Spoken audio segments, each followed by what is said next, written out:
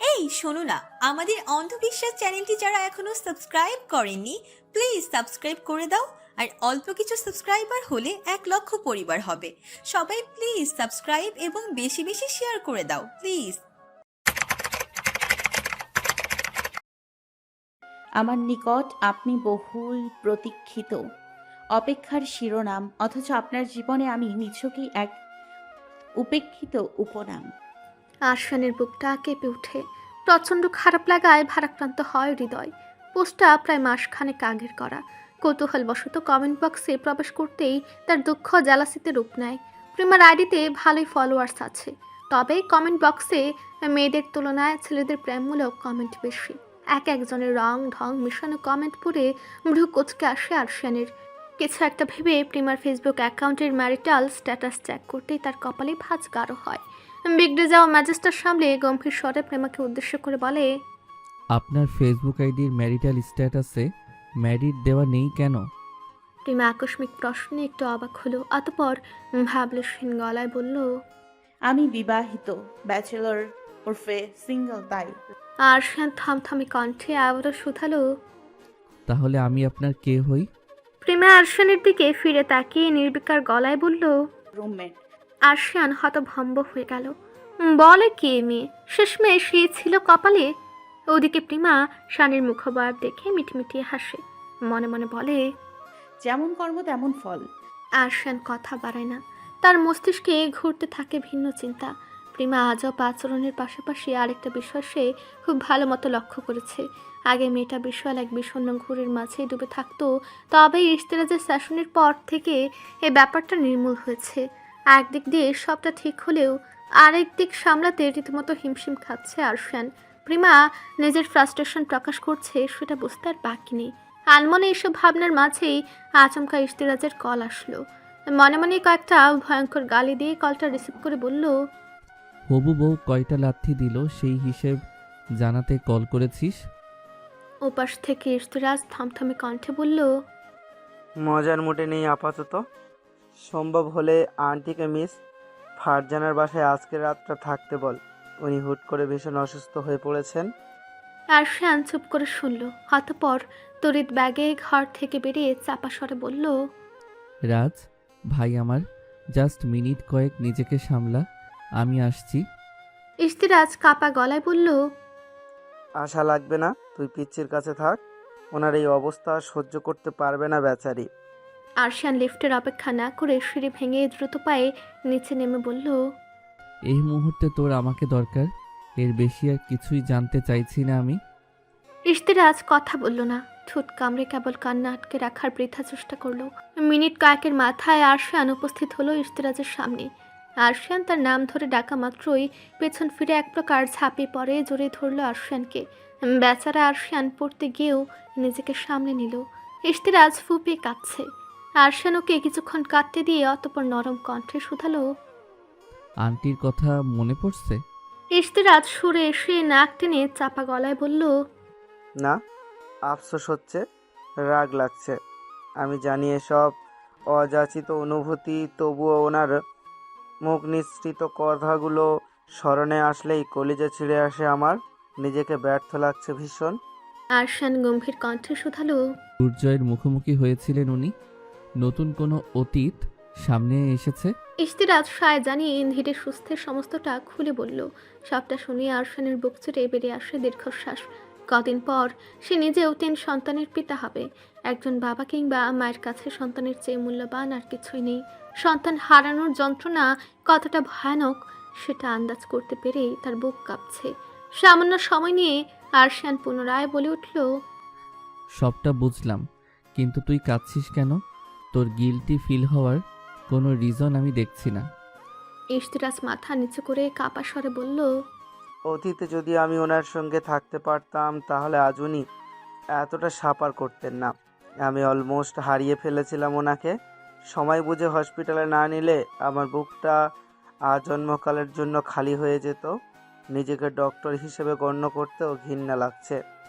একজন মানসিক রোগীকে বেসিক ট্রিটমেন্ট এবং মেডিসিন না দিয়ে সরাসরি থেরাপি দেওয়া উচিত নয়।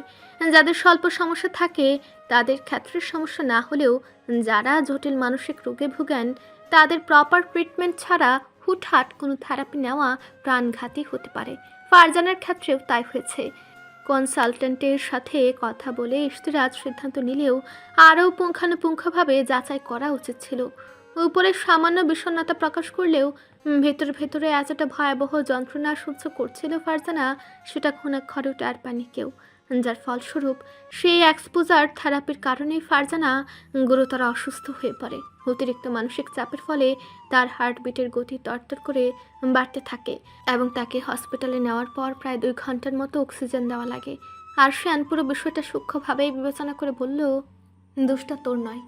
মিস ফারজানা ইচ্ছাকৃতভাবে রোগ পুষে রেখে এতটা ভয়ঙ্কর পরিণতি ডেকে এনেছেন। অতীত নিয়ে আফসোস করে লাভ নেই রাজ, তবে ওনার বর্তমানটা সুন্দর করার চেষ্টা কর। হয়তো গিল্ট সাইডে রেখে কনফিডেন্স গেইন কর। ওনাকে রাজি করানো খুব একটা সহজ হবে না। ইশতিরাজ লম্বা শ্বাস ফেলে সমস্ত দুশ্চিন্তা ছেড়ে ফেলার চেষ্টা করলো। আরশানের সাথে কথা বলে একটু হালকা লাগছে। হঠাৎ কিছু একটা ভেবে শানকে জিজ্ঞেস করলো, পিচ্ছি ঠিক আছে? আরশানের মাথাটা ফট করে গরম হয়ে গেল। ইশতিরাজের দিকে ক্ষুব্ধ দৃষ্টিতে তাকিয়ে বলল, কাউন্সিলিংয়ের নামে আমার বুঝদার ওয়াইফিকে কী সব ভুলভাল বুঝিয়েছিস। ঘরে টিকে থাকাটাই মুশকিল হয়ে যাচ্ছে। এমন এমন কথা বলছে যার প্রত্যুত্তর করা আমার মতো ভদ্রলোকের পক্ষে সম্ভব নয়। কাজটা ভালো করিসনি রাজ। এতক্ষণ দুঃখের সাগরে ভাসলেও আরশানের কথায় শব্দ করে হেসে ফেলল ইশতিরাজ। মজার ছলে বলল, স্বীকারোক্তি দিতে তোর সর্বাঙ্গে ব্যথা হয়, এই জন্য পিচ্ছিকে উন্নত মানের কার্যকারী মেডিসিন অ্যাপ্লাই করার পরামর্শ দিয়েছি। তোর অভিজ্ঞতার বর্ণনা শুনে আমার ফ্রিতে করা কাউন্সিলিংয়ের অ্যাকচুয়ালি বেনিফিটটা উসুল হয়ে গেছে। আরশান রাগী দৃষ্টিতে তাকালো। ইশতিরাজ সেটা দেখে পুনরায় শব্দ করে হেসে ফেলল। আরশান আর কিছু বলল না। ইশতিরাজ এগিয়ে গিয়ে অত্যন্ত সাবধানে জ্ঞানহীন ফারজানাকে পাজা কোলে তুলে বাড়ির দিকে হাঁটা দিল। আরশান ওদের দিকে মুগ্ধ দৃষ্টিতে তাকিয়ে বিড়বিড়ে বলল, মানুষ দুটোকে আর কষ্ট দিও না খোদা। বহুত পরীক্ষা নেওয়া হয়েছে, এবার অন্তত ওদের প্রাপ্যটা বুঝিয়ে দাও। ইশতিরাজের জন্য যদি মিস ফারজানা অকল্যাণকর হয় তবে তুমি তাকে কল্যাণকর বানিয়ে দাও। সময়টা বিকালের শেষ প্রহরের। আজ ভার্সিটিতে এক্সাম ছিল মেহরিমার। শত ব্যস্ততার মাঝেও সময় বের করে বউকে সারপ্রাইজ দিতে তার ভার্সিটিতে হাজির হয়েছে তাজরিয়ান। এই মেয়েটা তার উপর বড্ড রাগ করে আছে। এই মিছে রাগ ভাঙানোর জন্য এত প্রচেষ্টা। সন্ধ্যার দিকে ইশতিরাজের কনসার্ট অনুষ্ঠিত হবে ডেস্টিস স্টেডিয়ামে। লোকমুখে শোনা গেছে এটা নাকি রাজের লাস্ট কনসার্ট। এরপর আর কখনোই তাকে স্টেজ পারফর্ম করতে দেখা যাবে না। মেহরিমা তার ডাই হার্ট ফ্যান বিধায় এই খবর শুনে নাকের পানি চোখের পানি এক করেছে এবং তাজরানির থেকে অনুমতি চেয়েছে কনসার্টে যাওয়ার জন্য। ভিড় ভাট্টা বড্ড বেশি অপছন্দ তাজরানির, এজন্যই সাফ সাফ নিষেধ করে দিয়েছিল। ব্যাস, এতেই মহারানী রেগে ম্যাগে অস্থির। দুপুরে নাকি খেয়েও বেরোয়নি। বইয়ের আবদার রাখতে মিটিং ফেলে তার পাগলামির সঙ্গী হতে ছুটে এসেছে তাজরিয়ান। বহু কষ্টে লাস্ট মোমেন্টে টিকিট ম্যানেজ করেছে। তবে এই ব্যাপারে মেহরিমা কিছুই জানে না। সবটা জানার পর বেচারির রিয়াকশন কী হবে সেটা ভেবে হাসি পায় তাজের। পরীক্ষা শেষ হয়েছে, দলে দলে শিক্ষার্থীরা পরীক্ষার হল ছেড়ে বের হচ্ছে। তাজরিয়ান তীক্ষ্ণ দৃষ্টি ফেলে তার কাঙ্ক্ষিত রমণীকে খোঁজার চেষ্টায় আছে। তাকে এরকমভাবে উকি ঝুঁকি দিতে দেখে কজন মেয়ে একটু কৌতূহলী দৃষ্টিতে তাকালো। তাজের মেজাজ বিগড়ালেও সিন ক্রিয়েট করলো না। কিছুক্ষণ পার হওয়ার পর ভিড় ঠেলে বেরিয়ে আসলো মেহরিমা। ভিড়ের মাঝে আচমকা হাতে টান পড়ায় বেচারি হকচকে ওঠে, কিন্তু প্রিয় পুরুষের স্পর্শ চিনতে পেরে নিশ্চুপ থাকে। লোকটা এমনভাবে তাকে আগলে নিয়েছে যে ভিড়ের মাঝে উপস্থিত কেউই তাকে স্পর্শ করতে পারবে না।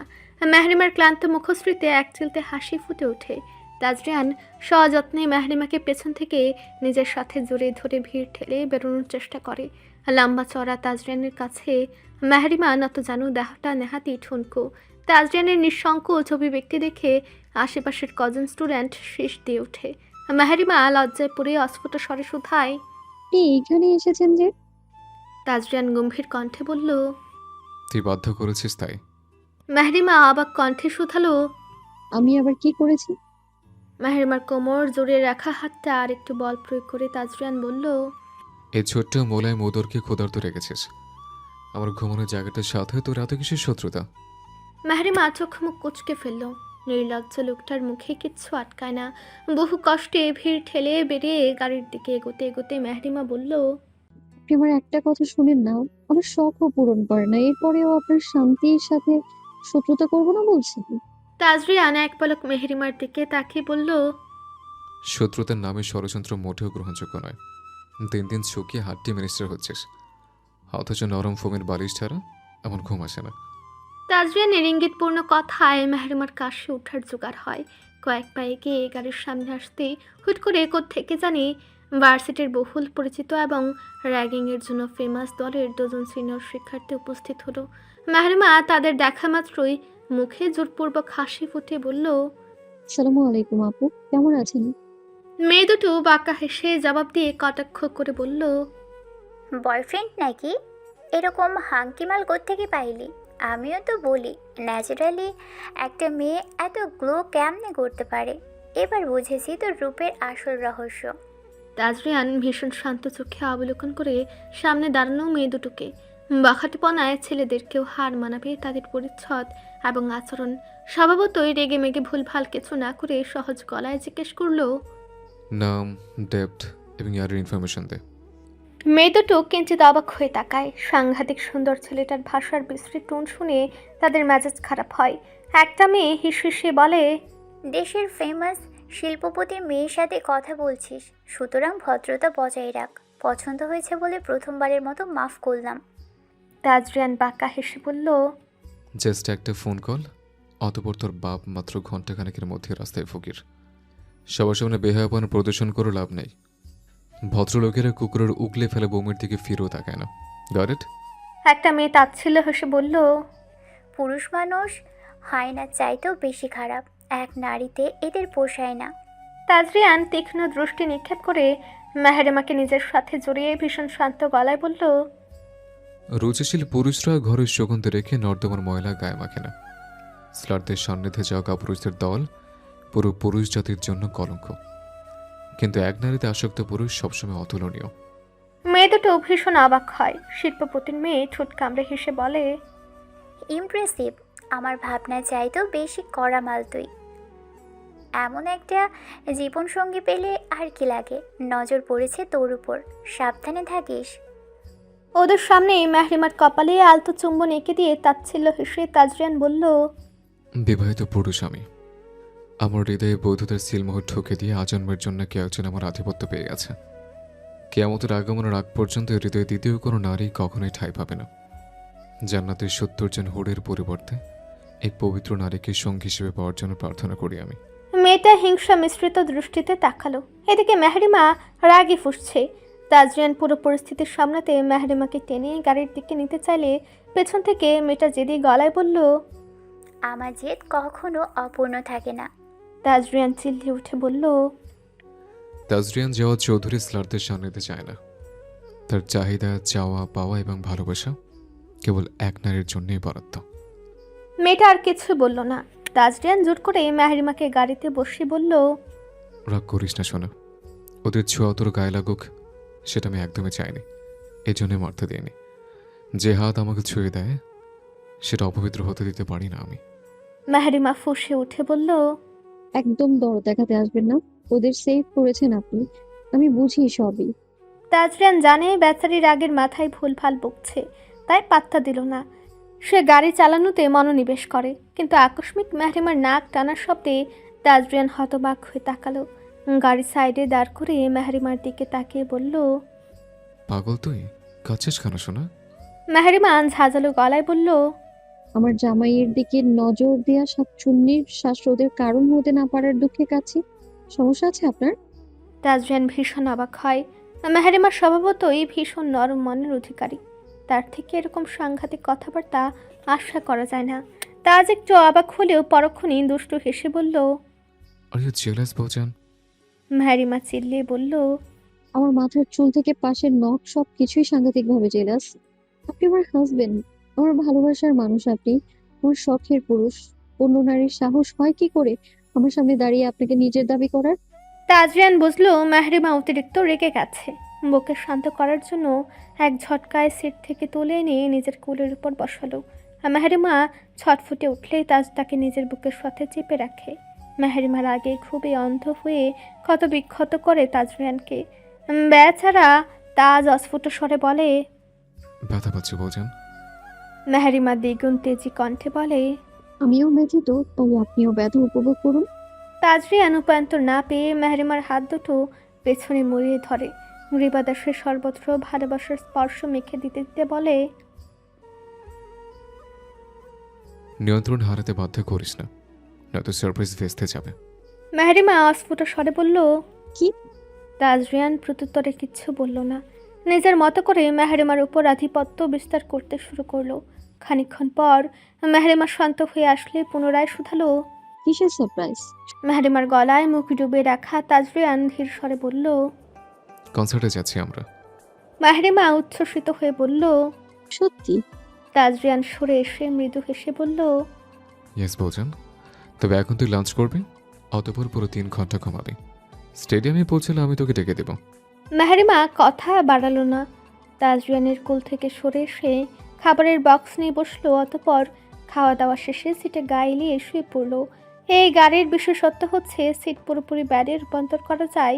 মেহরিমা ঘুমের রাজ্যে পাড়ি জমালে তাজরিয়ান গাড়ি স্টার্ট দেয়। মেহরিমার ঘুমন্ত মুখের দিকে তাকিয়ে বলে।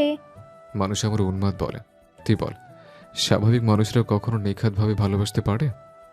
পাগলরা নিজের ভালো মন্দ বুঝে না বলেই তো অনুভূতি নামক ফাঁসির ফান্দা গলায় জড়িয়ে নিঃসংকোচে বেহিসেবি ভালোবাসে। তীব্রভাবে ভালোবাসার সক্ষমতা স্বাভাবিক নামক স্বার্থপর মানুষদের পক্ষে সম্ভব? সন্ধ্যালগ্ন প্রহর। অফিস থেকে বেরিয়ে রিক্সা নিল ফারজানা। শরীর কিংবা মন কোনোটাই ভালো নেই বিধায় হেঁটে যাওয়ার চিন্তাটা মস্তিষ্ক থেকে সরিয়ে ফেলল। রিক্সায় উঠে আনমনেই ভাবতে লাগলো গত দিনের কথা। ইশতিরাজের বুকে জড়িয়ে নেওয়ার পর আর কি হয়েছিল সেটা একদমই মনে নেই ফারজানার। ঘুম থেকে উঠে দেখে সে তার ঘরে অবস্থান করছে। সব থেকে বেশি অবাক করার বিষয় ছিল আফিয়া চৌধুরী তার সাথে ছিলেন সারা রাত। ফারজানা ঘুম থেকে ওঠার পর টুকিটাকি কুশল আদি বিনিময় করে তিনি জিজ্ঞেস করেছিলেন। একটা কথা বলবো মা? সদ্য ঘুম থেকে ওঠা ফারজানা কিছুটা থতমত খেয়ে নরম গলায় বলেছিল।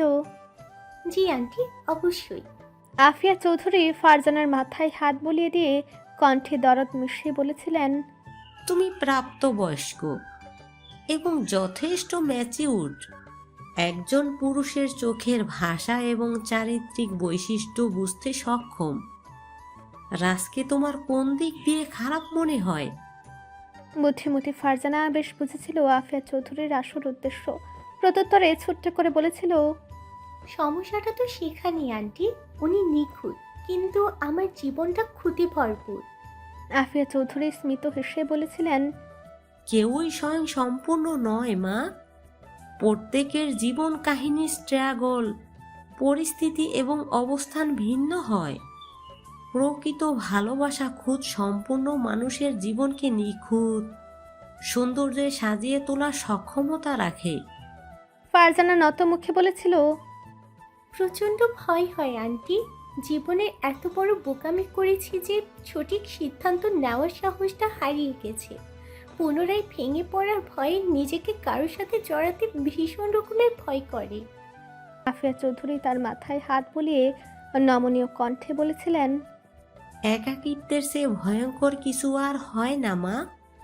জীবন তোমাকে আরেকটা সুযোগ দিচ্ছে। অভিজ্ঞতা থেকে বলছি। এবার তোমার সুখের পায়রা হাজিরা দিয়েছে তোমার আঙিনায়। যদি দুঃখের সহচর ভেবে তাড়িয়ে দাও, তাহলে আজন্মকাল আফসোস করতে হবে। ফারজানা কথা বাড়ায়নি। আফিয়া চৌধুরী তার গম্ভীর ভাবমূর্তি দেখে বলেছিলেন। জীবনটা বড্ড ছোট। পাওয়া না পাওয়ার গল্পে পরিপূর্ণ আমাদের অভিজ্ঞতার থলি। সঠিক সময় উপযুক্ত সিদ্ধান্ত না নিলে আমৃত্যু অপূর্ণতার আক্ষেপ বয়ে বেড়াতে হয়। এজন্যই বলছি, সময় থাকতে মনের চাওয়া পাওয়া বুঝতে শিখো। দুঃখের আয়নায় কখনো সুখ প্রতিফলিত হয় না, তবে সুখের আয়নায় দু চারটা দুঃখ উকি দিয়ে সুখের গুরুত্ব বুঝিয়ে দেয়। ফারজানা নীরবে সহায় জানায়। আফিয়া চৌধুরী তাকে নাস্তার জন্য জোরাজোরি করলে ফারজানা জানায় জরুরি মিটিং আছে এবং তার এখনই যেতে হবে, সময় পেলে ক্যান্টিনে খেয়ে নেবে। সবটা শুনিয়ে আফিয়া চৌধুরী আর কিছুই বলেননি। সারাটাক্ষণ ফারজানা কেবল সেই কথাগুলোই ভেবেছে। তার মন মস্তিষ্কে অযাচিত অস্থিরতা বিরাজমান। সব কিছু বড্ড অসহ্য লাগছে। কি করবে ভেবে পাচ্ছে না। অফিসে আসার পর ব্যাগ হাতড়ে ফোন খোঁজার সময় ব্যাগে একটা টিকিটের সন্ধান মেলে। টিকিটের উপর আটকে থাকা ব্লু কালার স্টিকি নোটসে লেখা ছিল, আজকের কনসার্টের গেট পাস এটা আমার তরফ থেকে ছোট্ট উপহার আপনার জন্য।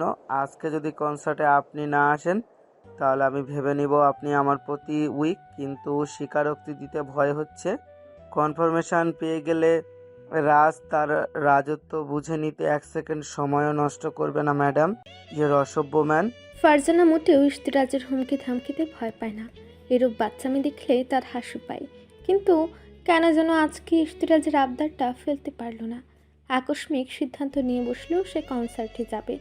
ব্যাগ হতে মোবাইলটা বের করে একবার সময় দেখে নিল ফারজানা। কনসার্ট শুরু হবে রাত 8টায়, আর এখন বাজে মাত্র বিকাল 6টা। এখান থেকে স্টেডিয়ামে পৌঁছাতে প্রায় ঘন্টাখানেক সময় লাগবে। ফারজানা কিছু একটা ভেবে রিক্সাওয়ালাকে বলল সিএনজি স্ট্যান্ডে যেতে। সিএনজি নিলে অল্প সময়ে দ্রুত পৌঁছাতে পারবে। প্রায় 7:30 নাগাদ স্টেডিয়ামের পার্কিং লটে সে থামল তাজরিয়ানের গাড়িটা। মেহরিমা তখনও গভীর ঘুমে অচেতন। তবে এখন না উঠালে কনসার্ট মিস হয়ে যাওয়ার সম্ভাবনা প্রবল। যদিও পরিচিত লোক আছে, তবে ক্ষমতার অপব্যবহার করা তাজরিয়ানের পছন্দ নয়। সে মৃদু স্বরে মেহরিমাকে ডাকলো। বেচারি নড়াচড়া করে আবারও চোখ বুজে ফেলল। তাজরিয়ান উপান্তর না পেয়ে ধীর স্বরে ডাকলো, ভোজন তাদের উঠছো না, কনসার্ট মিস হয়ে যাবে কিন্তু। মেহরিমা চকিতে চোখ মেলে তাকিয়ে আতঙ্কিত স্বরে বলল, কনসার্ট মিস হয়ে গেছে?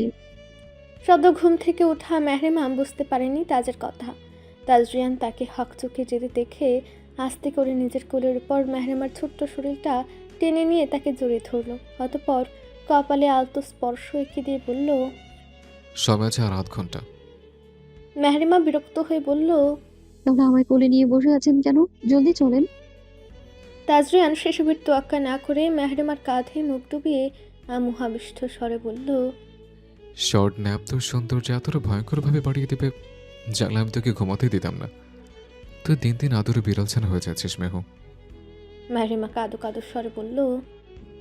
আর আপনি লাগাম ছাড়া কন্ট্রোললেস হয়ে যাচ্ছেন তাজ।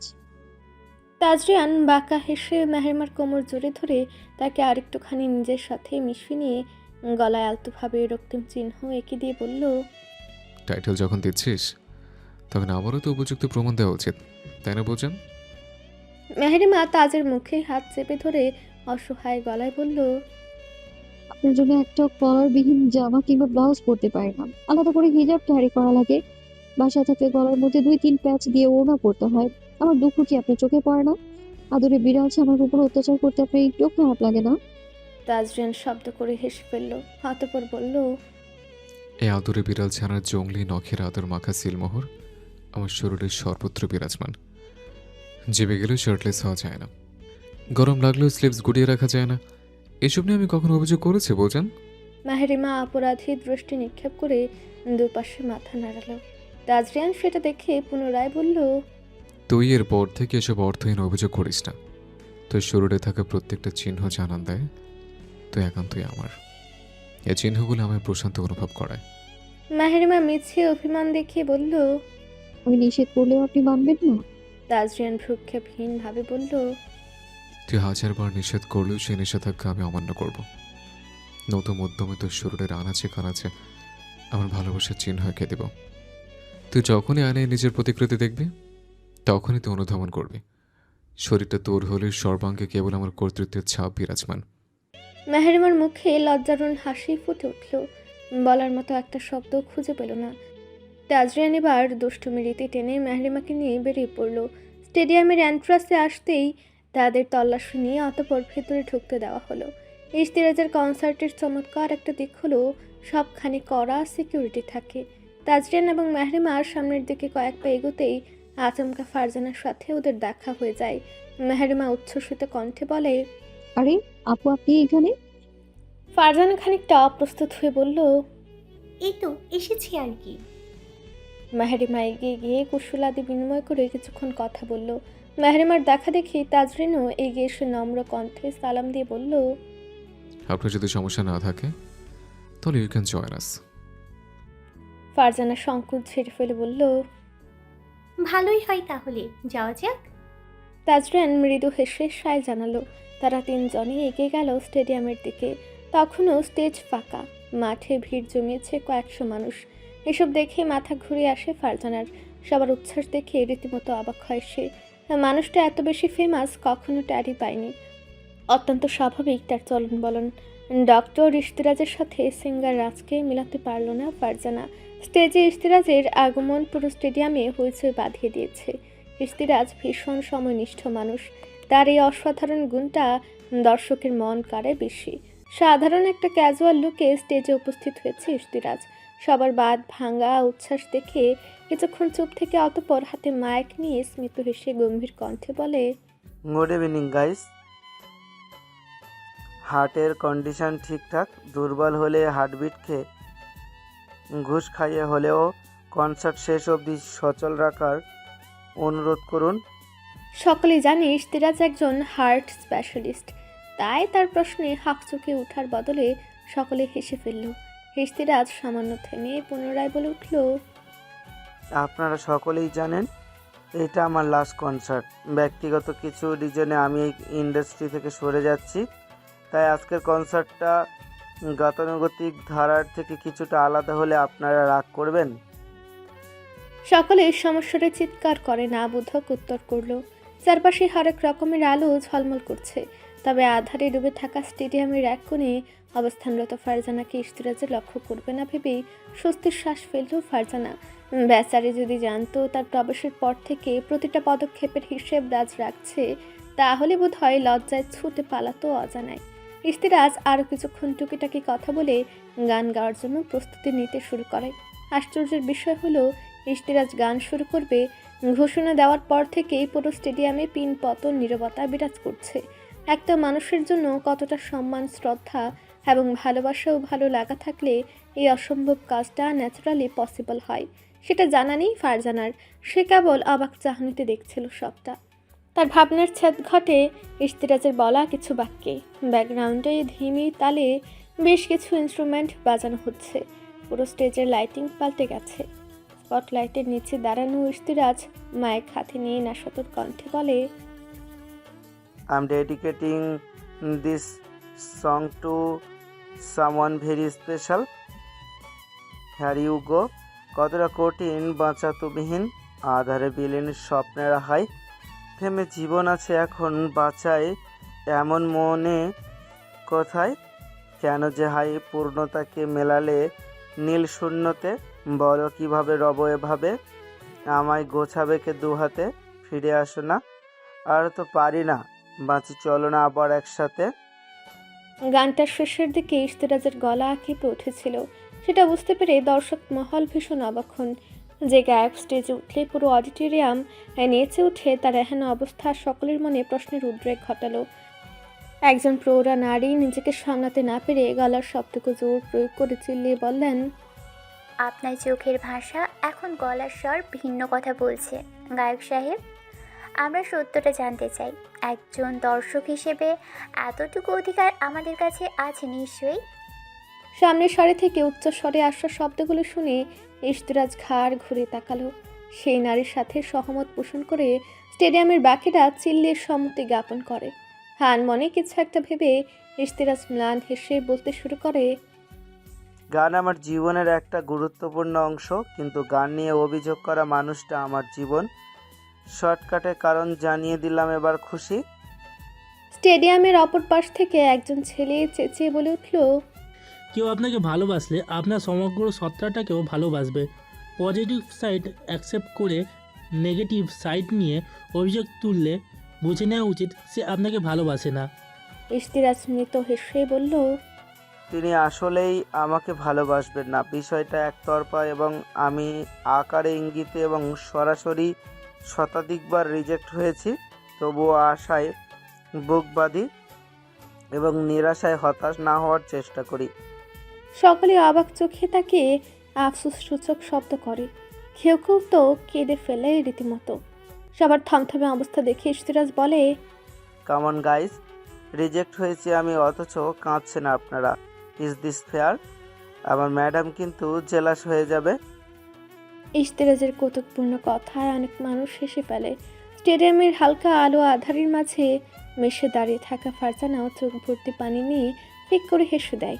ইশতিয়াক শব্দ সামলাতে পুনরায় বলে, আপনাদের একটা স্পেশাল অপরচুনিটি দিব, কিন্তু বিনিময়ে এসব কান্নাকাটি থামাতে হবে। আই বিলিভ দ্যাট কাঁদলে মেয়েদের ভয়ঙ্কর সুন্দর লাগে, কিন্তু সেটা কেবল আমার ম্যাডামকেই। আর বাকি সব মেয়েদের, you know what I wanted to মিন।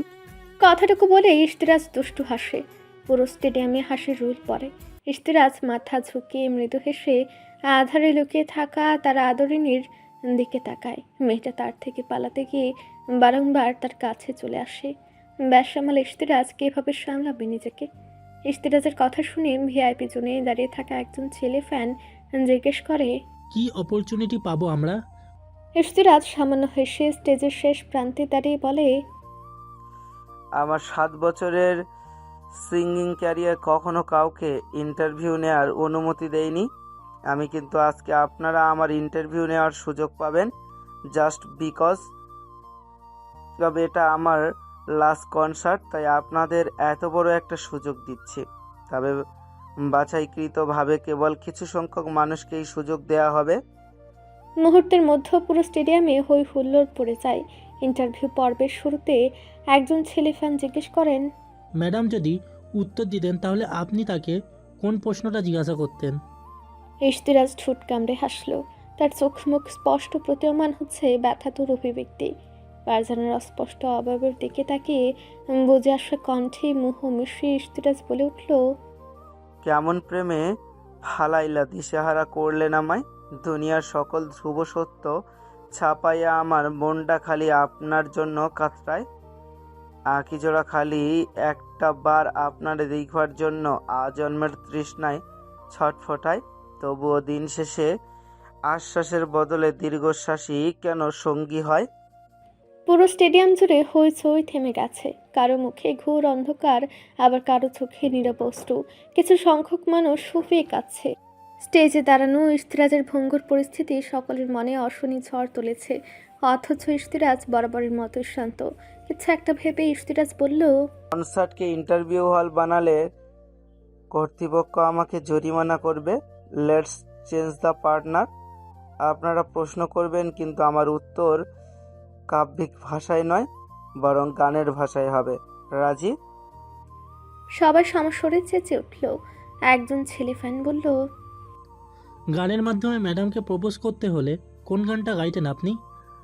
ইশতিয়াক কিয়ৎকাল ভাবল, অতঃপর সুরেলা আওয়াজে গেয়ে উঠল, তোমার চোখেই আকাশ আমার, চাঁদ উড়াল পূর্ণিমা, ভিতর থেকে বলছে হৃদয় তুমি আমার প্রিয়তমা। হই হুল্লোড়ে মেতে উঠল স্টেডিয়াম। এদিকে গান শুনে ফারজানার গাল আরক্ত হয়। আচমকা আরেকজন মেয়ে দর্শক জিজ্ঞেস করে, আপনি যদি ম্যাডামকে নিজের ভালোবাসার দাবিতে আশ্বস্ত করতে চান তাহলে কোন গানটা গাইবেন? ইশতিয়াক হকচকে উঠল সবার বুদ্ধিমত্তা দেখে। লম্বা একটা দীর্ঘশ্বাস ফেলে কণ্ঠে মাধুরী মিশিয়ে গাইল, তুমি দেখা দিলে তাই মনে জাগে প্রেম প্রেম কল্পনা, আমি তোমার হতে চাই, এটা মিথ্যে কোনো গল্প না। গানটা শেষ হতে করতালের আওয়াজে মুখরিত হয় স্টেডিয়াম। ইশতিয়াক সবাইকে থামিয়ে বলে ওঠে, এবার আমরা লাস্ট কোয়েশ্চেন নিব, অতএব আমাদের আজকের কার্যক্রম এখানেই সমাপ্ত ঘোষিত হবে। সবার মুখে আধার নামলো। তবে কিছুই করার নেই, যেটা শুরু আছে সেটা সমাপ্ত হবেই। একজন ছেলে দর্শক খুবই উচ্ছ্বাসের সাথে প্রশ্ন করলেন, আজ এই কনসার্টে যদি আপনার ম্যাডাম উপস্থিত থাকতেন তবে ভালোবাসার আর্জি জানাতে আপনি কোন গানটা গাইতেন? প্রশ্নটা শুনে ইশতিয়াকের মাথায় ভিন্ন চিন্তা ভর করলো। এক পলক চোরা চোখে ফারজানার দিকে তাকাতেই দেখলো মেয়েটা চোখ ভর্তি পানি নিয়ে অভিভূত দৃষ্টিতে তার পানি চেয়ে আছে। আচমকা ওর মাথায় উদ্ভট এক পরিকল্পনা নাড়া দিল। ফারজানার মনে ইশতিয়াকের জন্য একটা সফট কর্নার আছে। রাত জানে ফারজানা তাকে অ্যাকসেপ্ট করার চেষ্টা করছে, কিন্তু ইনসিকিউরিটির জন্য পারছে না। একমাত্র স্বীকারোক্তি পারে এই রোগ দূর করতে। ইশতিরাজের মনে হলো আজ এই কনসার্টে যদি কোনোভাবে ফারজানাকে উপলব্ধি করানো যায় যে ইশতিরাজ কেবল তার প্রেমেই উন্মাদ, তাহলে হয়তো একটা সুযোগ মিলবে। ইশতিরাজ বেশি ভাবল না, চোখ বুজে অন্তিম সিদ্ধান্তে পৌঁছালো। নিজের ব্যাকআপ টিমের কাছে গিয়ে দ্রুত কিছু একটা বলল। অতঃপর স্টেজের শেষ মাথায় সে কণ্ঠে উচ্ছ্বাস চেপে গম্ভীর স্বরে বলল, দেরিতে রেসপন্স করার জন্য দুঃখিত, তবে আপনাদের অবগতির জন্য জানানো যাচ্ছে যে আমার ম্যাডাম এই মুহূর্তে এখানেই উপস্থিত আছেন। আপনাদের অনুরোধে আকাশসম আশা নিয়ে ওনার চোখে চোখ রেখে পুনরায় ভালোবাসার আর্জি জানাতে যাচ্ছি। Wish me best of luck. উচ্চ স্বরে চেঁচিয়ে উঠল সবাই। সকলের মাঝে শুরু হলো কানাঘুষা। ফারজানা বিস্ফোরিত চোখে তাকিয়ে ছিল ইশতিরাজের দিকে। বেচারে কিছু বুঝে ওঠার আগেই তার উপর স্পটলাইটের আলো পড়ে। মেয়েটা হাঁকচকে উঠে, দু হাতে মুখ আড়াল করে ফেলে। কেবল বিস্মিত চোখ জোড়া উন্মুক্ত রয়। দর্শক মহল রীতিমতো হই হুল্লোড় করে ওঠে। কেউ কেউ শীষ দিয়ে ওঠে, কেউ আবার অতি খুশিতে করতালি দিয়ে বসে। দর্শকেরা ফারজানার কাছে আসার চেষ্টা করলেও সেটা সম্ভব হয় না, কারণ ফারজানাকে গোল করে ঘিরে এক হাত দূরত্ব বজায় রেখে দাঁড়িয়ে আছে কজন গার্ড। তাদের নিরাপত্তা বেষ্টনী ভেদ করা এতটাও সহজ নয়। ইশতিরাজ বাঁকা হেসে সবার মনোযোগ আকর্ষণ করতে বুকে জমানো সমস্ত ভালোবাসা মিশিয়ে নিখুঁত স্বরে গেয়ে উঠল, কতটা হাত বাড়িয়ে দিলে তোমার মন ধরা যায়, কতটা পথ পাড়ি দিলে তোমার প্রেম ছোঁয়া যায়, পাবো কি পাবো জানি না, তোমাকে তো বুঝি না। ইশতিরাজ খেয়াল করে ফারজানা কাঁপছে, অদ্ভুত চোখে চেয়ে আছে তার দিকে। ওই চোখ জোড়া সর্বত্র বিরাজ করছে বিস্ময় এবং অজানা অনুভূতি। পরিস্থিতি বুঝে গান গাইতে গাইতেই স্টেজ থেকে নেমে ফারজানার দিকে এগোতে এগোতে স্মিত হেসে পুনরায় গাইল, তবু তোমার প্রেমে আমি পড়েছি, বেঁচে থেকেও যেন মরেছি, তোমার নামে বাজি ধরেছি। ফারজানার কাছে এসে ইশতিরাজের কদম থামলো এবং গানটাও শেষ হলো। ফারজানা তখনও স্তব্ধ মূর্তির ন্যায় দাঁড়িয়ে আছে। ওদিকে উচ্ছ্বাসে ফেটে পড়ছে দর্শক মহল। কতজনে কত কি বলছে, তবে সেসবের কিছুই বুঝতে পারছে না ইশতিরাজের মস্তিষ্ক। সে তো ডুবে আছে ফারজানার মুখে। তাকে হুঁশে ফেরাতে আচমকা কম্পনরত একটা শরীর তার বুকে আছড়ে পড়ে। তাকে জোরে ধরে হাও মাও করে কেঁদে ফেলে মেয়েটা।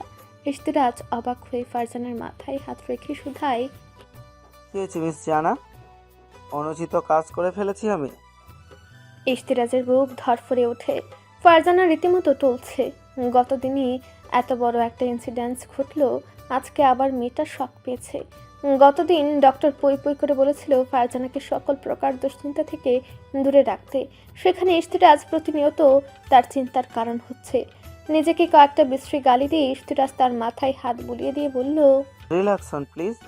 আপনার অভিযোগ, অভিমান কিংবা আক্ষেপ সবটা আমি শুনবো।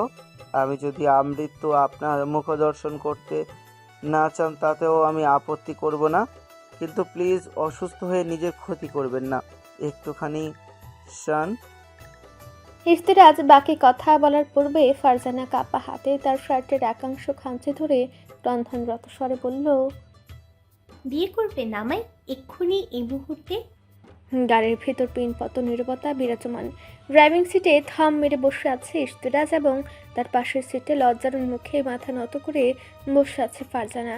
ইশতিরাজ একবার ওর মুখের দিকে তাকাচ্ছে, আবার এদিক ওদিক চোখ ফেরাচ্ছে। তার চোখে মুখে লেপ্টে আছে সীমাহীন আনন্দ। দুজনেই নিশ্চুপ, অথচ তাদের অভিব্যক্তি হাজারো অব্যক্ত কথার বিবৃতি জানান দিচ্ছে। কনসার্টের লাস্ট মোমেন্টে ইশতিরাজ এত বড় গিফট পেয়ে যাবে সেটা কল্পনাতীত ছিল। প্রথম দিকে রাজ বোঝেনি ফারজানার বলা কথাগুলো। কিছুটা ধাতস্থ হয়ে তাকে পুনরায় শুধালে ফারজানা যখন ধীর স্বরে একই কথা বলে, তখন এক মুহূর্তের জন্য ইশতিরাজের শ্বাস আটকে আসে। হৃদস্পন্দনের গতিবেগ তরতরিয়ে বাড়ে। জোরালো কণ্ঠে চেঁচিয়ে বলে ওঠে, এক্ষুনি এই মুহূর্তে এই শওকাতুল্য ইশতিরাজ চৌধুরী নিজ অস্তিত্বের বৈধ মালিকানা আপনার কাছে হস্তান্তর করবে ম্যাডাম। ইশতিরাজের বলিষ্ঠ বুকের মধ্যেখানে লেপ্ট থাকা ফারজানা প্রত্যুত্তর করেনি। আশেপাশের সবাই আনন্দে উল্লাসে হই হুল্লোড় করে ওঠে। কনসার্টের ইতিহাসে এমন ঘটনা বিরল। এদিকে স্টেজে দাঁড়ানো ইশতেরাজের টিমমেটরা বুদ্ধি করে মুহূর্তটাকে বিশেষ করার জন্য ব্যাকগ্রাউন্ডে চমৎকার একটা গান চালায়। পুরো স্টেডিয়াম জুড়ে আলোড়ন তৈরি করে সেই গানের পঙ্গক্তি। আর নয় সময় উদ্দেশ্যহীন মিছিলে, তুমি সে পূর্ণতা আমার অনুভবে। আর নয় আধার, তুমি স্বপ্নে ঢেকে নিলে ভোরে মন অন্তহীন রঙিন এক উৎসবে।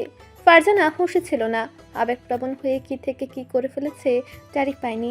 ইশতেরাজও সময় নষ্ট করেনি। ফারজানাকে বাহু বন্ধনে রাখা অবস্থায় কোন মতে বিদায় সম্ভাষণ জানিয়ে দ্রুত বেরিয়ে পড়ে। তাদের পিছু পিছু তাজরিয়ান এবং মেহরুমাও আসে। অতীতের স্মৃতিচারণ থেকে বেরিয়ে রাজ ফারজানার দিকে তাকায়। মেয়েটা একদম নিশ্চুপ হয়ে রয়েছে। খানিকক্ষণ অপেক্ষা করে জিভ দ্বারা ঠোঁট ভিজিয়ে অতপর কাপা কণ্ঠে ইশতেরাজ শুধায়, ওটা সত্যি ছিল? ফারজানার গাল আরক্ত হয়ে ওঠে। ধীর কণ্ঠে বলে, হুম। ইশতেরাজ ঠোঁট কামড়ে হাসে। বেচারা কেন জানি বিষয়টা হজম করতে পারছে না। আকস্মিক পাওয়া অপ্রত্যাশিত সুখে তার পাগল হওয়ার উপক্রম। বাদ ভাঙা খুশিতে আত্মহারা হলে মানুষ বোধ বুদ্ধি হারিয়ে ফেলে। ইশতেরাজেরও একই দশা। কিছুটা সময় নিয়ে নিজেকে সামলে ইশতেরাজ সরব কণ্ঠে শুধালো, আকস্মিক এই সিদ্ধান্ত নেওয়ার কারণ? ফারজানা একটু থেমে ধীর কণ্ঠে বলল, লাইফটা ভীষণ আনপ্রেডিক্টেবল, কখন কি হয়ে যায় জানা নেই। জীবনে অনেকগুলো বছর ভ্রমে কাটিয়েছি, এবার একটু সুখী হতে চাই। বহু অপেক্ষার পর জীবন আমাকে দ্বিতীয় সুযোগ দিয়েছে, অবজ্ঞায় হারাতে চাই না সেটা। ইশতেরাজ শুনল মনোযোগ দিয়ে। লম্বা লম্বা শ্বাস ফেলে ফারজানার দিকে তাকিয়ে ভয় মিশ্রিত স্বরে বলল, হোয়াট ইট?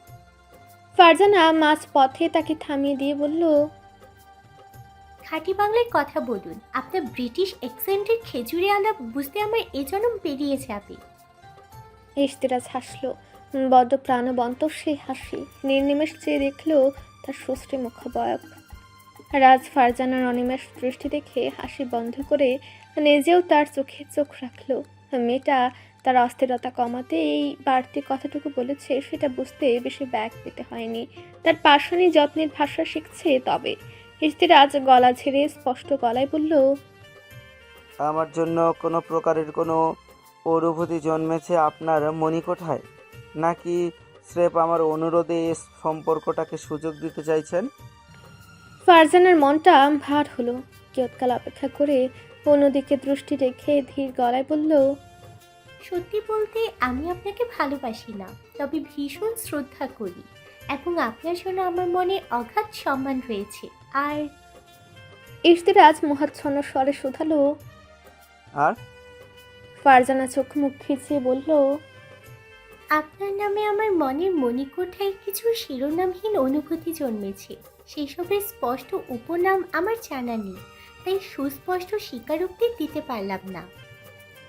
ব্যাস এতটুকু স্বীকারোক্তি যথেষ্ট ছিল ইশতেরাজের হৃদয় বিগলিত করার জন্য। দুর্গম পথের গন্তব্য খুব নিকটে সেটা বুঝতে আর বাকি রইল না। ফারজানার দিকে তাকিয়ে কাতর স্বরে ইশতেরাজ বলল, ভালোবাসার দায়িত্বটা আমার জিম্মায় ছেড়ে দেন। আপনি শুধু এই অগোছালো আমিটার দায়িত্ব নেন, বাকি সব কিছু আমি সামলে নিব। স্ত্রীপ এই বেখালি মানুষটার সমগ্র সত্তা আপনি নিজ দায়িত্বে সামলে দিয়েন। ফারজানা আড়ষ্ট হলো। দূর দূর বুকে ভয় মিশ্রিত চাহনি নিক্ষেপ করে ধীর গলায় শুধালো, আমি চেষ্টা করব, তবে যদি কোনো ভুল হয়ে যায়। ইশতেরাজ তার চোখের দিকে তাকিয়ে নিরেট গলায় বলল, আপনার জন্য 7 খুনও মাপ মিস জানা। তাছাড়াও আপাদমস্তক আপনি পুরোটাই আমার। সুতরাং আপনার ভুল মানে আমি আসামি। মানুষ কখনো নিজেকে শাস্তি দিতে পারে? ফারজানা হতভম্ব চোখে তাকায়। ইশতেরাজের মুখভাব বড্ড স্বাভাবিক। জানা চোখ ফিরে নেয়। ভালো লাগায় সিক্ত হয় হৃদয়। প্রত্যুত্তর করার মতো কোনো ভাষা নেই বলে নিরুত্তর রয়। তাকে চুপ থাকতে দেখে ইশতেরাজ কাতর কণ্ঠে শুধায়, আপনার হাতটা একটু ধরতে পারি? ফারজানা একটু অবাক হয়ে ধীর কণ্ঠে বলল, হুম। ইশতেরাজ ভীষণ যত্ন সহকারে তার হাতটা বুকের বাঁ পাশে চেপে ধরে চোখ বুজে লম্বা লম্বা শ্বাস ফেলল। এই অবিশ্বাস্য বাস্তবতা তার নিকট নিছকই স্বপ্ন মনে হচ্ছে। ফারজানা অনুভব করে ইশতিরাজের হার্টবিট দ্রুত গতিতে বাড়ছে। সে হকচকে উঠে বলে, আপনার হার্টবিট ইশতিরাজ অস্থির কণ্ঠে বলল, আপনাকে পাওয়ার খুশিতে বোধহয় আমি মরেই যাব মিস জানা। স্বপ্ন পূরণের সুখানুভূতি এতটা সুখদায়ক কেন? ফারজানা প্রত্যুত্তর করতে পারল না। ইশতিরাজ পাগলামি করছে রীতিমতো। তার মতো কলঙ্কিত নারী কারো স্বপ্নের রমণী হতে পারে, কস্মিন কালেও সেটা ভাবেনি ফারজানা। তারও হৃদয়ে তোলপাড় চলছে, তবে পাগলাটে পুরুষের পাগলামির কাছে সেটা তুচ্ছ। ফারজানা সামান্য থেমে বলল, বাসে যাবেন না? ইশতিরাজ তড়াক করে চোখ মেলে তাকিয়ে বলল, আগে কাজী অফিসে যাব, এরপর বিয়ে করব, তারপর বাসায় যাব। ফারজানা হকচকে উঠে বলে, আমি আমি আবেগপ্লুত হয়ে বলে ফেলেছিলাম। আপনি সিরিয়াসলি নিয়ে নিচ্ছেন? ইশতিরাজ ফারজানার চোখে চোখ রেখে কণ্ঠে আকুতি মিশিয়ে বলল, এই প্রশস্ত বুকে আপনাকে আগলে প্রশান্তির একটা ঘুম দিতে চাই। সারাটাক্ষণ চোখের সামনে আপনার জীবন্ত প্রতিকৃত ছবিগুলি দেখতে চাই। আমার অপেক্ষার প্রহরটা আর প্রলম্বিত করবেন না প্লিজ। ফারজানার হৃদয়ে তীব্র অনুভূতির আলোড়ন সৃষ্টি হয়। বেচারি সামান্য ইতস্তত করে বলে, এভাবে হুট করে কাউকে না জানিয়ে? ইশতিরাজ তৎক্ষণাৎ উত্তর দেয়, গুগল ম্যাপে দেখাচ্ছে এখান থেকে কাজী অফিস প্রায় ঘন্টা খানেকের দূরত্বে, আর সিয়ানদের আসতে হাইস্ট 30 থেকে 40 মিনিট লাগবে।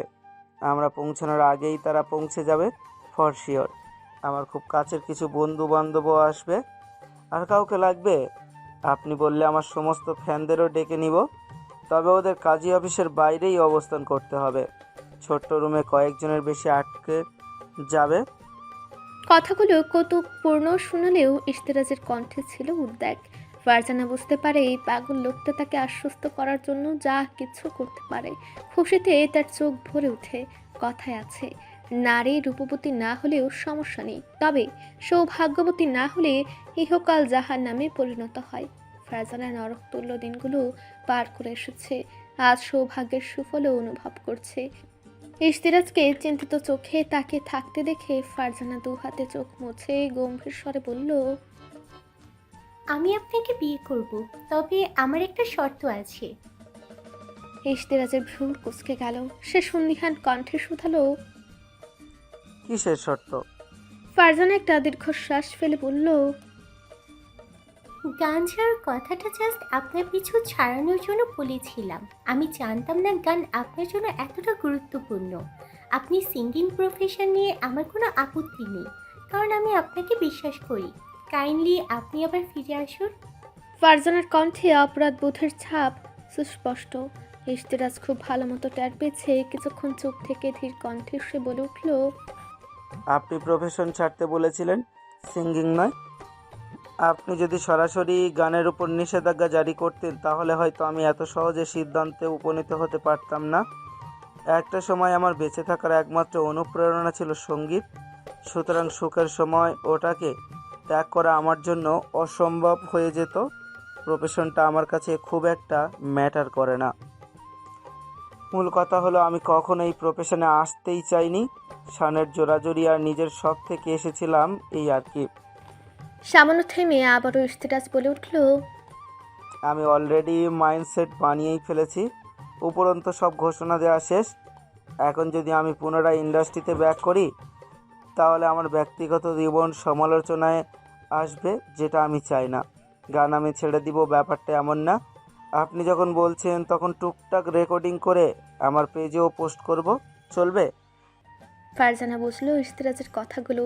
কিছু একটা ভেবে জিজ্ঞেস করলো, আপনি হ্যাপি থাকতে পারবেন তো? ভয় আফসোস করবেন না তো?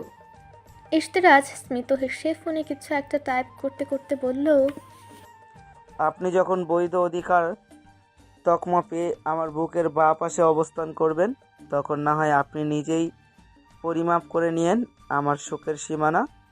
আফসোস শব্দটা আমার জীবন বৃত্তান্তে এক্সকিউজ করে না, আর কখনো সংযুক্ত হবে না। Don't worry. ফারজানা শিউরে ওঠে রীতিমতো। শব্দগুলোর মানে কতটা গভীর সেটা আদৌ জানে ইশতিরাজ। তার বুক কাঁপছে। এত সুখ কপালে শুইবে তো। মস্তিষ্ক উত্তপ্ত হয়ে উঠল অযাচিত চিন্তায়। ঘর পোড়া গরু সিঁদুরে ম্যাগ দেখলেও ভয় পায়, সেটা আজ অবধি কাউকে বোঝাতে পারেনি ফারজানা। কাজে অফিসের সামনে এসে থামলো আরশিয়ানের গাড়িটা। বিন্দু মাত্র সময় নষ্ট না করে আরশিয়ান বেরিয়ে এসে প্রেমাকে বের হতে সাহায্য করে। বেচারিরই ঠিকমতো দাঁড়াতে পারছে না। আরশিয়ান একটা দীর্ঘশ্বাস ফেলে তাকে আগলে ধরে কাজে অফিসের দিকে হাঁটা দেয়। সন্ধ্যার দিকে আচমকা দুবার বমি হয় প্রিমার। প্রেগনেন্সির খুবই স্বাভাবিক সিমটম এটা। তবে বমির পরপরই ভীষণ রকমের মাথা ব্যথা শুরু হয় বেচারির। আরশিয়ান ডক্টরকে কল করে জানালে ডক্টর বলেন কিছুক্ষণ পর্যবেক্ষণ করতে, সমস্যা বাড়লে হসপিটালে নিয়ে আসার পরামর্শ দেন তিনি। আরশিয়ান বুদ্ধি করে ঘরোয়া কিছু পদ্ধতি অ্যাপ্লাই করে অতঃপর প্রিমাকে সুস্থ করার চেষ্টা করে। আলতু হাতে প্রিমার মাথায় মাসাজ করে দিলে মেয়েটা একটু স্বস্তি পায়, তবে ব্যথার তীব্রতা তাকে ঘুমাতে দেয় না। কিছুক্ষণ পার হওয়ার পর ফ্যানের বুকে মুখ লুকিয়ে কতক্ষণ কাঁদে বেচারি। এরকম অসহ্য যন্ত্রণা তার কখনোই অনুভূত হয়নি। সময় পেরোনোর সাথে ব্যথা কমে আসলেও শরীরটা একদম নেটে পড়ে। সবে একটু ঘুমিয়েছিল প্রিমা, আকস্মিক আরশানের কথায় তার ঘুমের খুঁত ভাঙে। ফোনের স্ক্রিনের দিকে রীতিমতো হাঁ করে তাকিয়েছিল আরশান। প্রিমা অবাক কণ্ঠে শুধায়, আপনার এক্স ওয়াইফ কবর ছেড়ে বেরিয়ে এসছে নাকি? এমন ফাটা চোখে ফোনের দিকে তাকিয়ে আছেন কেন? ফোনের ব্যাটারি ডেড হয়ে যাবে আপনার অদ্ভুত দৃষ্টি দেখে। আরশান কিঞ্চিত বিরক্ত হয়ে বলে, নিহা কবর ছেড়ে বেরিয়ে আসার পরিকল্পনা করে থাকলেও আপনার তীক্ষ্ণ কথা শোনার ভয়ে সেটা ক্যান্সেল করে দিবে ফর শিওর। এক একটা কথা একেবারে কলিজা এফোর ওফোর করে দেয়। আম্মুরেও বলিহারি 3 বেলা জ্ঞানের সাথে সামান্য মধু খাওয়ালে কি এমন হয়? লাস্টের কথাগুলো বিড়বিড়ে বলেছিল আরশান, তবে প্রিমা ঠিকই শুনতে পায় সেসব। তার মনটা একটু খারাপ হয়, তবে পরক্ষণে আবার জিজ্ঞেস করে, অমন স্থবির দৃষ্টিতে কি দেখছিলেন আপনি? আরশান হাল ছেড়ে দিয়ে বলে, আপনার বোন আর আমার মানুষ কাম ছাগল দোস্ত বিয়ে করতে যাচ্ছে। They are on the way to kazi office. আমাদেরকেও ইনভাইট করেছে। প্রিমা স্তব্ধ কণ্ঠে বলে, কি? দুজনেই মোটামুটি ভালোই শকড হয়েছিল। শান প্রিমাকে চিন্তিত কণ্ঠে শুধায়, এই অবস্থায় আদৌ আপনি যেতে পারবেন? প্রিমা ধীরে সুস্থে বলে, আপনি হেল্প করলে পসিবল হবে, তবে বুবুর এরকম একটা বিশেষ দিনে উপস্থিত থাকতে না পারলে আফসোস থেকে যাবে। মানুষ দুটো ভীষণ স্পেশাল আমার কাছে। ওনাদের কেমিস্ট্রি নিয়ে আগেই সন্দেহ হয়েছিল, তবে এটা সত্যি সাংঘাতিক হবে সেটা বুঝিনি। আরশান আর কথা বাড়েনি। বউ সমেত সুজা হাজির হয়েছে বন্ধুর পাগলামিতে সায় জানাতে। ভেতরে ঢুকতেই তারা দেখে কাজের সামনের চেয়ারে বর এবং বধূ বসে আছে। আশেপাশে চোখ বোলাতেই কয়টা পরিচিত মুখের দেখা মিলে। রাজ মূলত তার ক্লোজ ফ্রেন্ডসদের ইনভাইট করেছে। এক পাশে তাজরিয়ান এবং মেহেরিমাকেও দেখা গেল। প্রিমা এবং আরশিয়ান এন্ট্রি নিতেই ইশতিরাজ বাচ্চাদের মতো উচ্ছ্বসিত হয়ে ওঠে। মেহেরিমা এগিয়ে সে কুশলাদি বিনিময় করে। প্রিমারা কাছাকাছি আসলে ইশতিরাজ চিন্তিত কণ্ঠে শুধায়, পিচ্ছির কি হয়েছে দোস্ত? এই অবস্থা কেন ওর? আরশান সবটা খুলে বললে ইশতিরাজের বুক চিরে বেরিয়ে আসে দীর্ঘশ্বাস। ফারজানার দিকে তাকাতে দেখে মেয়েটা অশ্রুপূর্ণ চোখে প্রিমার দিকে তাকিয়ে আছে। ইশতিরাজ ফুস করে শ্বাস ছেড়ে বলল, সুস্থতা এবং অসুস্থতা আমাদের নিত্যদিনের সঙ্গী। মন খারাপের কিচ্ছু নেই, সবটা আবার ঠিক হয়ে যাবে। ইশতিরাজের কথায় ফারজানা নিজেকে সামলে নেওয়ার চেষ্টা করে। প্রিমা এগিয়ে সে ফারজানার পাশে বসে। প্রিমার দিকে নিবিড় মনোযোগ থাকায় আরশানের হাতে থাকা কালো রঙা ব্যাগটা রাজ লক্ষ্য করেনি। আরশানকে সেটা টেবিলের উপর রাখতে দেখে ইশতিরাজ কৌতূহলী কণ্ঠে বলে, শাদি মোবারক। লাড্ডু এনেছিস নাকি দোস্ত? আরশান উত্তর দেয় না। ব্যাগ থেকে সিঁদুর রঙা একটা দুপাট্টা বের করে একটা কোনা প্রিমার হাতে দিয়ে আরেক কোনা নিচে ধরে ফারজানার মাথার উপর দেয়। দৃশ্যটা দেখে ইশতিরাজের চোখ চকচক করে ওঠে। আরশানের দিকে তাকিয়ে কৃতজ্ঞতার হাসি দেয়। আরশান বিনিময়ে স্মিত হাসে। ফারজানা অবাক চোখে আরশানের দিকে তাকালে শান তার মাথায় হাত রেখে কণ্ঠে নমনীয়তা মিশিয়ে বলে, সম্পর্কে আপনি আমার বড় হলেও বয়সে আমি আপনার ঢের বড়। আমি অলওয়েজ আপনাকে ছোট বোন হিসেবে দেখে এসেছি। আজকে এই বিশেষ মুহূর্তে একজন বড় ভাই হিসেবে বলছি। যদি কখনো আপনার মনে হয় শান্তির জন্য জড়ানো সম্পর্কটা আপনার কাছে সাফোকেশনের কারণ হয়ে দাঁড়াচ্ছে, শুধু একটা বার আমাকে জানাবেন, বাকিটা আপনার ভাই দেখে নেবে। কখনো নিজেকে এতিম ভাববেন না। এই পৃথিবীতে রক্তের চেয়েও বড় সম্পর্ক হিসেবে আখ্যা দেওয়া হয় আত্মিক সম্পর্ককে। আশা করি আমি আপনাকে বোঝাতে সক্ষম হয়েছি। আরশানের কথায় ইশতিয়াজ ভ্রু কুঁচকে মনে মনে বলে, ব্যাটা হতচ্ছাড়া, বিয়ে হওয়ার আগেই সেটা ভাঙা টিপস অ্যান্ড ট্রিক্স শেখাচ্ছ।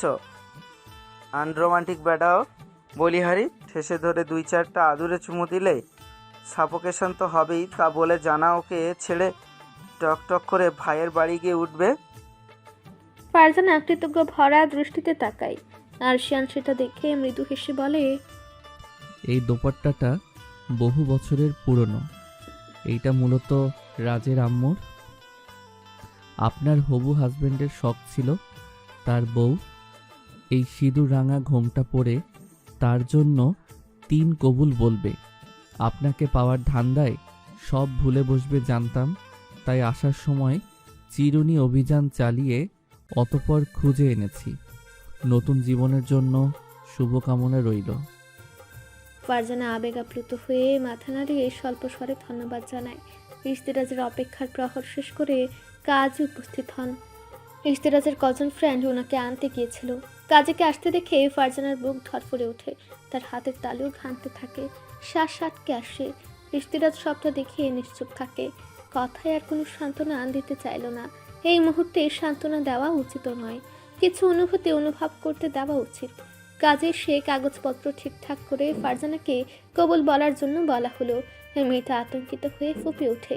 এ পর্যায়ে ইশতিয়াজ নিজেও ঘাবড়ে যায়। আরশান তাদের পেছনেই ছিল। দুটোর অবস্থা দেখে বাধ্য হয়ে এগিয়ে এসে পুনরায় ফারজানার মাথায় হাত রেখে দৃঢ় কণ্ঠে বলে, বড় ভাইয়াকে বিশ্বাস করে থাকলে নিঃসন্দেহে কবুল বলে ফেলুন। আমি গ্যারান্টি দিয়ে বলতে পারি এই বাদরটা আপনাকে ভালো রাখার সর্বাত্মক চেষ্টা করবে। ফারজানা আর একটু সময় নিয়ে কবুল বলল। রাজ একটা লম্বা সুস্থির শ্বাস ছেড়ে সীমাহীন আনন্দ বুকে চেপে রেখে নিজেও কবুল বলে। ব্যাস, দুটো মানুষ মুহূর্তের মাঝে আবদ্ধ হয়ে যায় একটা পবিত্র সম্পর্কে। পৃথিবীর সমস্ত অপূর্ণতার গল্পকে বুড়ো আঙ্গুল দেখিয়ে পরিশেষে তাদের গল্প পূর্ণতা পেল। পূর্ণতা অপার সুখানুভূতি বয়ে আনে। নিজের প্রিয় মানুষটাকে নিজের করে পেয়ে যাওয়ার অনুভূতি কতটা সুন্দর সেটা কেবল একজন অপেক্ষমান মানুষই বুঝে। পরিশেষে ইশতিয়াজের অপেক্ষার সমাপ্তি ঘটিয়ে 3 কবুলের স্বীকারোক্তি জপে ফারজানা নামক সুখ পাখি তার বক্ষ পিঞ্জরায় আবদ্ধ হলো। প্রিয় মানুষকে পেয়ে যাওয়ার সীমাহীন আনন্দে ইশতিয়াজ স্তব্ধ হয়ে যায় রীতিমতো। কবুল বলার পর রেজিস্ট্রি পেপারে সাইন করার সময় তার হাত কেঁপে উঠেছিল ক্ষণে ক্ষণে। মস্তিষ্ক ঘোষিত প্রাপ্তির আনন্দে বুকের ভেতর অনুভূতির আলোড়ন সৃষ্টি হয়। সাইন করার পর অতিশয় আনন্দে চকচক করতে থাকা চোখ দুটো মেঝেতে নিবদ্ধ করে চুপচাপ বসে থাকে কেবল। ইশতিয়াজের অনুভূতির তীব্রতা টের পেতেই শানের ঠোঁটের কোণে হাসি ফুটে ওঠে। পাশে দাঁড়ানো প্রেমাকে আরেকটু নিবিড়ভাবে নিজের সাথে জড়িয়ে নিয়ে ফিসফিসিয়ে বলে, একসাথে ভীষণ সুন্দর লাগছে না ওদের? কালিমা লিপ্ত চোখ দুটো তাদের দিকে নিক্ষেপ করে প্রেমা ক্লান্ত স্বরে বলে, পূর্ণতার চিত্রায়ন একটু বেশি সুন্দর লাগে দেখতে। হারশান পুনরায় হাসে। বহুদিন পর প্রাণোচ্ছল হাসি দেখতে পাওয়া যায় তার মুখে। প্রেমা এক ঝলক দেখে বিড়বিড়ে বলে, ইনশাআল্লাহ নজর না লাগুক। আরশান শুনল না সেসব। তাদের বিপরীতে দাঁড়িয়ে থাকা তাজরিয়ান এবং মেহরিমাও হাস্যোজ্জ্বল মুখে তাকিয়ে আছে সদ্য বিবাহিত দম্পতির দিকে। বাকিরা হাসাহাসি করছে, দুষ্টু কথাবার্তা বলছে। হাসি ঠাট্টার স্বরে ছোট্ট ঘরটা গমগম করছে। আমেজপূর্ণ পরিবেশে খুশির মাত্রা বাড়াতে দুষ্টু মেহরিমা হাতে ছোট্ট একটা পান্ডা ছাপানো আয়না হাতে নিয়ে এগিয়ে এসে নবদম্পতির সামনে ধরে বলল, রাজ ভাই, কাকে দেখতে পাচ্ছেন বলুন তো? আয়নাটা বড্ড ছোট, দুজনের সম্পূর্ণ মুখশ্রী দৃশ্যমান হয়নি, তবে চোখাচোখি হয় অনায়াসেই। রাজমুগ্ধ দৃষ্টি নিক্ষেপ করে সংক্ষিপ্ত স্বরে বলে, আমার সুরঞ্জনাকে দেখতে পাচ্ছি। ইশতিয়াজের সংক্ষিপ্ত মন্তব্য। ফারজানার চোখের পাতা সামান্য কেঁপে ওঠে। ইশতিয়াজ স্থির দৃষ্টিতে দেখে সেই দৃশ্যটুকু। ইশতিয়াজের কথায় পুরো ঘরটায় উচ্চস্বরে চেঁচে ওঠার প্রবল শব্দ শোনা যায়। মেহরিমা নিজেও মুখে হাত রেখে হাসি আটকানোর চেষ্টা করলো। অতঃপর ফারজানাকে শুধালো, আপাই, আপনি কাকে দেখতে পাচ্ছেন বলুন তো? ফারজানা প্রশ্নটা শুনে আয়নার দিকে তাকায়। আর রাজ তখনও তার দিকে অনিমেষ নেত্রে চেয়ে আছে। ফারজানা চোখ সরায় না, বরং রাজের প্রতিচ্ছবির দিকে তাকিয়ে ধীর স্বরে বলে, আমার একান্ত ব্যক্তিগত মানুষটাকে। আরেক দফা উল্লাসিত প্রতিধ্বনি শোনা যায়। রাজ খানিকটা অবাক হয়। এত সহজ স্বীকারোক্তি সে আশা করেনি। ভালো লাগায় সিক্ত হয় অন্তঃস্থল। ওদের স্বাভাবিক হতে দেখে আরশান ফাজলামি করে বলে, কিরে বেটা, আমরা নতুন বউয়ের মুখ দর্শন করব না নাকি? তোর ঘোমটা তোলার অপেক্ষায় বুড়ো হতে হবে মনে হচ্ছে। হাসির রোল পড়ে গেল ঘরটায়। ইস্তেরাজের বুকটা ধুকপুক করতে শুরু করলো। ফারজানার মুখোমুখি হলে আদৌ নিজেকে সামলাতে পারবে কিনা সেটা নিয়ে বড্ড বেশি দ্বিধায় আছে বেচারা। ওইদিকে সবার কথা শুনে ফারজানা লজ্জায় গুটিয়ে যায়। দুজনের নির্বিকার প্রতিক্রিয়া দেখে বাকিরা রীতিমতো জোরাজুরি শুরু করে। বাধ্য হয়ে রাজ এগিয়ে সে ফারজানার সামনে দাঁড়ায়। ফারজানা তখনও বসে আছে। বেচারির কম্পন টের পেয়ে ইস্তিরাজ তার হাত দুটো ধরে তাকে দাঁড় করায়। ফারজানা কাঠ হয়ে দাঁড়িয়ে থাকে। ইস্তিরাজ খানিকক্ষণ অপলকভাবে চেয়ে থাকে। আস্তে ধীরে ফারজানার দুপাট্টার কার্নিশে হাত রাখে। বিষয়টা টের পেতেই ফারজানা সিঁদুর রাঙা নেটের দুপাট্টার ভেতর থেকে চোখেতে চোখ রাখে ইস্তিরাজের মোহনীয় দৃষ্টিতে। ব্যাস, ইস্তিরাজ হারিয়ে ফেলে তার ধৈর্য। আলতো করে ঘুমটা তুলে ফারজানার মুখটা নির্মোচন করে খানিকটা ঘনিষ্ঠ হয়ে দাঁড়ায়। অতঃপর হাতে রাজলায় ফারজানার দীপ্তিময় মুখটা আগলে নিয়ে কপালে আলতো চুম্বন এঁকে দেয়। বেসামাল রাজ কারো তোয়াক্কা না করে একের পর এক স্পর্শ এঁকে দেয় ফারজানার ছোট্ট মুখশ্রীর সর্বত্রে। বাকিরা হতভম্ব চোখে চেয়ে হেসে ফেলে। প্রিমা দৃশ্যটা দেখে মুখ লুকায় আরশানের বাহুতে। রাজরিয়ান বেচারা বর চোখে হাত রেখে ধমকে উঠে বলে, নিয়মিত ভালোবাসার গল্প শুনতে এবং পড়তে আমাদের অন্ধবিশ্বাস চ্যানেলটি সাবস্ক্রাইব করে পাশে থাকা বেল আইকনটি ক্লিক করুন। ধন্যবাদ সবাইকে।